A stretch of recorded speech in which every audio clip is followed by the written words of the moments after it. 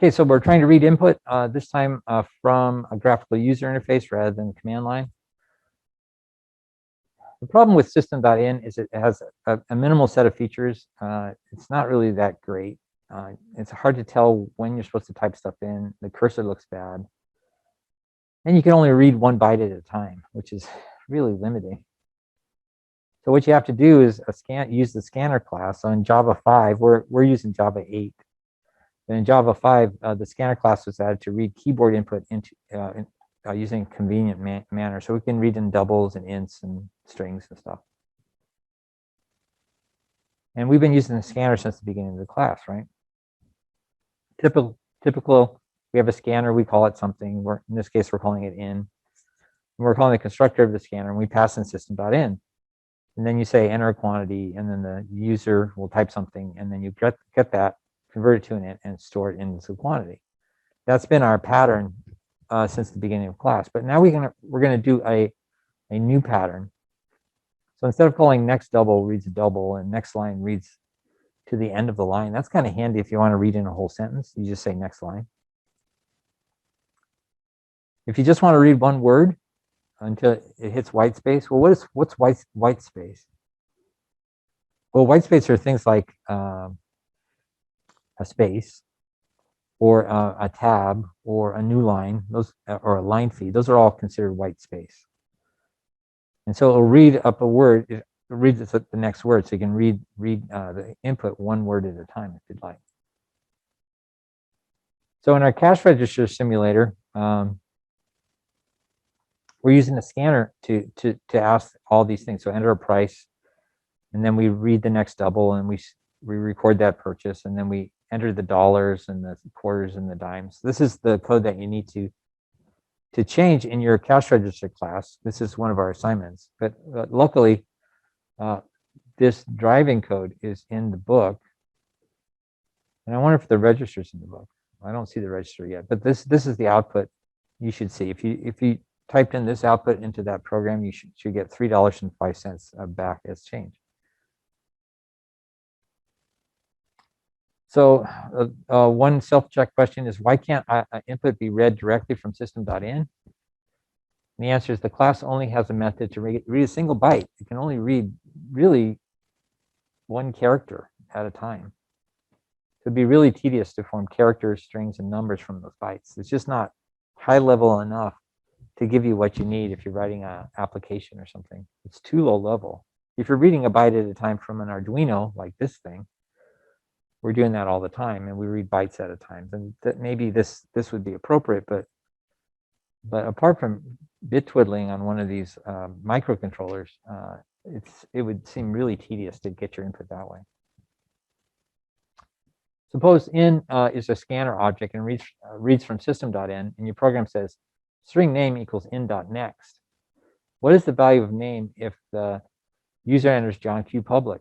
Remember, next is kind of weird because it reads in the next word up until the first white space. So it will read John, but once it gets to this blank, it'll say, oh, that's the end of the word, so I'm going to stop there. And so the value is John. So the next method reads the next word. You can think of a word being something that's terminated by some kind of white space, or the end of input if you're reading from a file. You get to the end of the file, that's considered the end as well. But what if you want to make it look nicer? If you want to get your user to put information in using a GUI, or a graphic user interface. It'd be nice if we had an input box asking a question. Could you enter the price? And so instead of the way this works is you use a class called JOptionPane. Now in Java 2 we were talking about static methods, and obviously JOptionPane is a class name. It's not an object name. You don't have to make a JOptionPane. You can just put the class name directly. You can say JOptionPane dot show an input dialog. And then the prompt is a string that says, what do you want to ask for? So in the case of our Mad Libs program, we're going to ask for a noun or a verb. So please enter a noun, please enter a verb, something like that. That's what will go on there. Oops, a couple people waiting.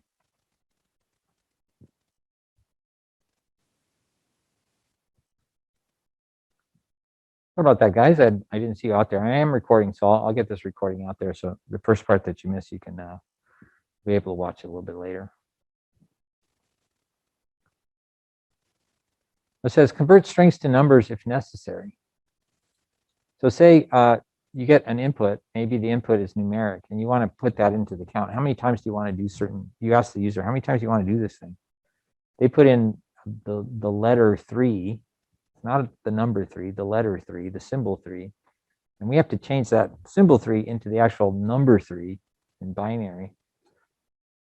So we use integer.parsing. We take that input that came in from the input dialog, convert it to an integer, and store that in the count. So this is a much nicer way of getting input from the user. It's not ugly. And it's more traditional, what you might see in a regular program. So you can throw these into any Java program. Even though the rest of the program might be all text-based, you can get the input from the user in a nice graphical way without doing very much work at all. Now, the conversion throws an exception if the user doesn't supply a number. So we don't learn about exceptions really till chapter 11, which we're not going to get to. But we will perhaps in Java 2 once we have a regular school year. Yeah, we talk about exceptions. Maybe not this time in Java 2, but normally we talk about exceptions in Java 2. Now you have to put this in. When you're using JOPS and pains, there is a thing you have to put in is system.exit 0 to the main method for any program that uses JOPS pane. What that means is a system.exit will actually get you out of the program and get you back to the command line. If you don't do this, the JOPS pane will just keep sitting there. It won't go away. So it's important to actually put that in. If you add a JOPS pane at the bottom of your main method, right before you exit, put this in there to make sure it closes out everything, not just the main method.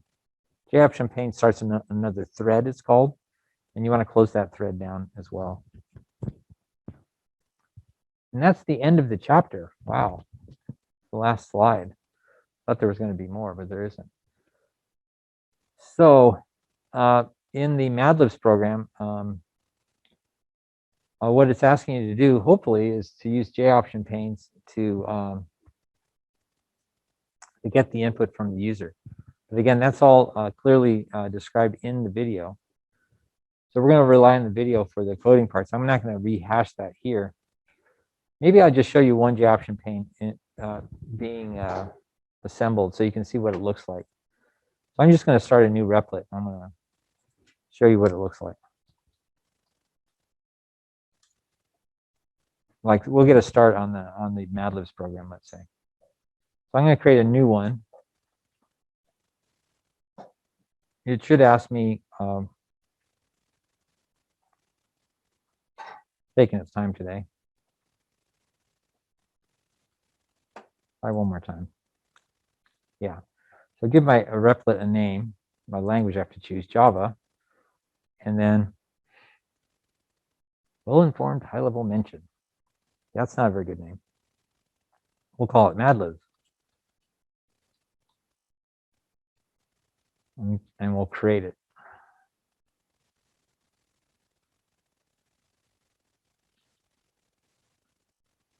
All right. Now with Mad Libs, you can actually put everything in the main method, right? Because we don't really need any objects. We can just do everything we need to do right here in the main method. So we can wipe this out and we can just ask the user the first question. You say, well, we're going to be asking for strings, right? Because we're asking for words or parts of speech, I guess. So maybe this is the first noun, so we'll call it noun1. So we create this variable called noun1. And then we can say, well, noun1 equals the output coming from a JOPS pane. So you say JOPS. It sees that JOPS pane. Oh, it's not on the screen. Sorry, I got so many screens to worry about. Okay, so JOPS pane. And then you say dot show input dialog, and there's lots of different versions of it. We'll choose this one, the simplest version, with just the one parameter. And this is where we put our message. What are we prompting the user with? What kind of string are we prompting it with? Let me make it a little bit bigger so it can be seen in class. Okay, so what's our message? Well, we could say, in double quotes, we could say, please, always be courteous, please enter a noun. Okay, so you're asking a request, and then make sure you end that with a semicolon. So just put that all in one single line. Please enter a noun.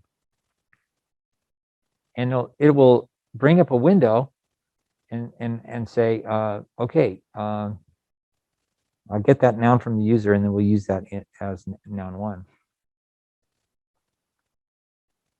So if I run it, let's see what happens.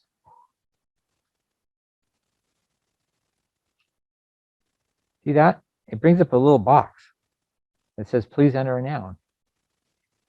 And so I can put my noun in there, say, I need a noun, dog. Okay, there's my noun.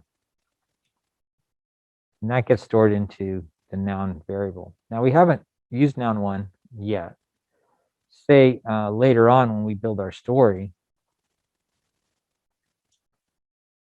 we could say a string story. Now in the video, I do something different. So do what it says in the video, but this I'm just the story might say the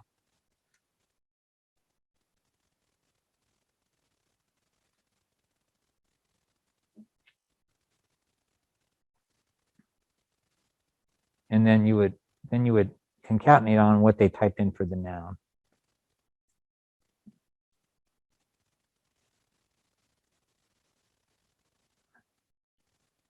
And then here we say is the most important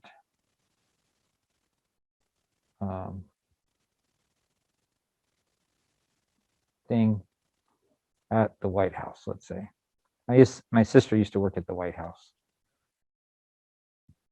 And she was in the Secret Service. So, of course, when the user types this in, doesn't know the stories about the White House. So they're going to choose kind of silly words. And then when it gets substituted in here, it's complaining. I'm wondering why. It says insert a semicolon. Oh, I forgot my semicolon. There we go. Now it's happy. So you would do this last. I mean, you'd have a lot more questions about, please enter a noun, please enter a verb. You'd have a whole list of them, and then you build your story down here last. And then you have to show the user the story. So when you show the story, you can use a different type of J option pane to show a message dialog. You're not asking for input, you're sending output out. You're trying to send a message to the user. So you could say J option pane dot show message dialog. There it is. Now we don't have a pair component, so what we type in is the word null. And then we type in our message, which is going to be our story, the story that we built up. And we only have to do this once at the end. So we say story. And if we put something funny in here, like of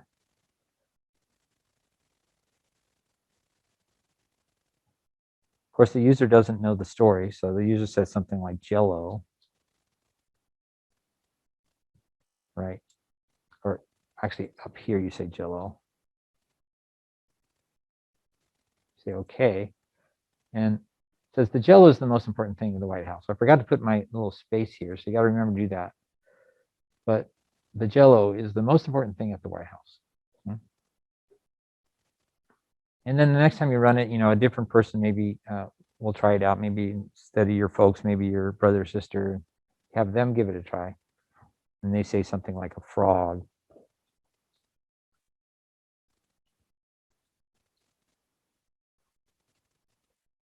And it substitutes that word in there. The frog is the Most important thing at the White House, although our screen kind of went blank. It was there for a second.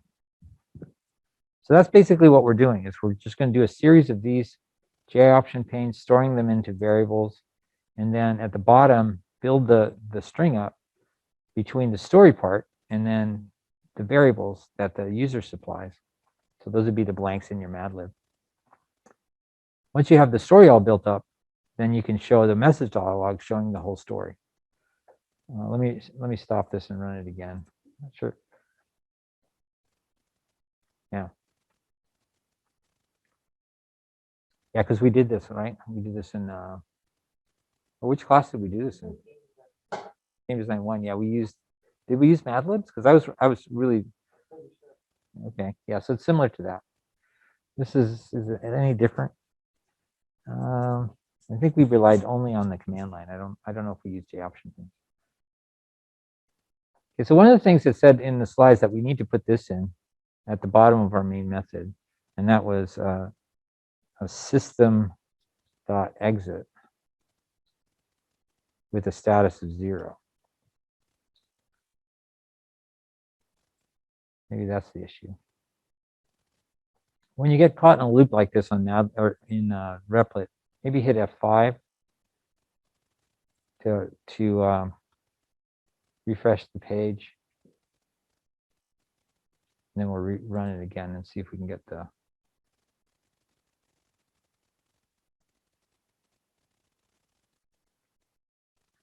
still compiling.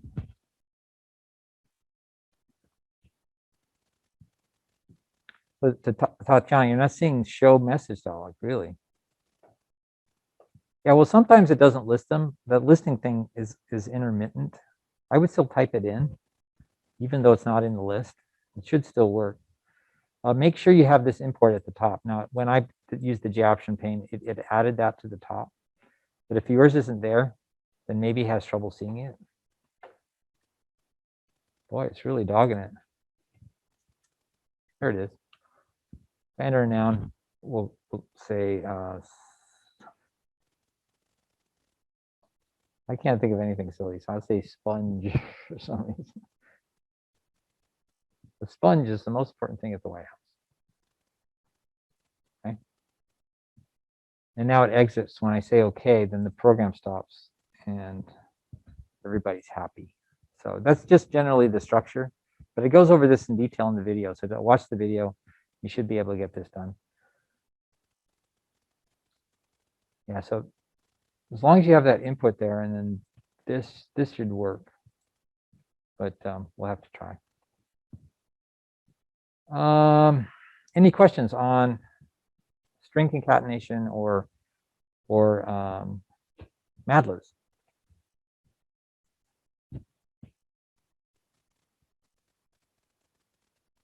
Well, I guess the first question is, where do I get my Mad Libs? Oh, it worked.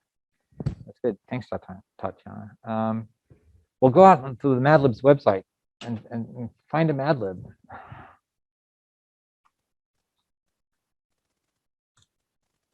Mad Libs for kids. Mad Libs are fun for kids. Yeah, here's some printables. So you grab one of these and then you copy them. You want to choose one that is relatively short. This one's probably a good one, Popular Pets. But find a Mad Libs that works for you. And again, you're just asking for these parts of speech, and don't show the user the story to begin with. That kind of defeats the purpose. They type in all the parts of speech, and then at the end, you show them what the story is, and it should be funny if they choose funny words. Okay, so here's lots of different Mad Libs you can choose from. Okay. All right. I'll let you go. Thanks for showing up today if you're in Java 1. And then we're going to reconvene here at noon for Java 2. I'll see you later.